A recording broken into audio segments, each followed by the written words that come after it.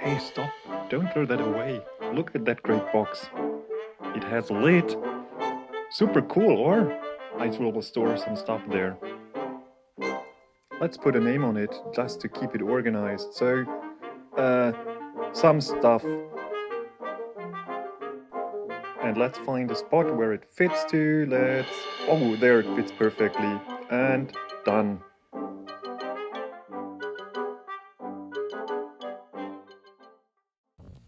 I started the same way, but today we will have a look how to make it a little more organized than this, and how to keep the structure also a little longer. Let's start.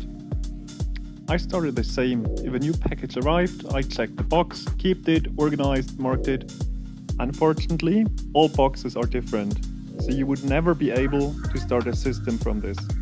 For myself, I searched for years and came to the Eurobox system.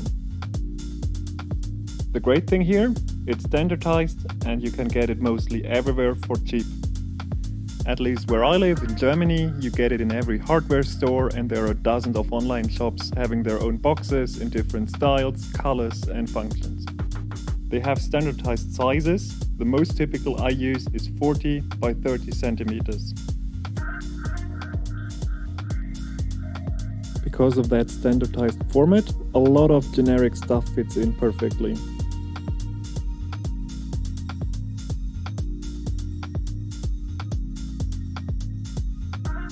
For labeling boxes, I typically use delivery note pockets. On these, the top part can be removed and an easy pocket is created. If you're willing to pay a little more, there are also prefabricated labels which could also be used. Next step is to create the labels itself. For this I created a little helper page where I can add the title, a subtitle and an icon for each row and create a PDF out of that. This can be printed again and cut into the according slices.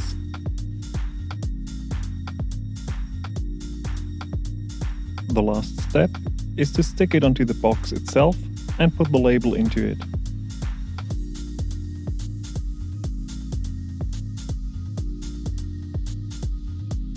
With this, you can build a structure which is also easy to maintain. For the future, I plan a little more detailed videos about dedicated topics.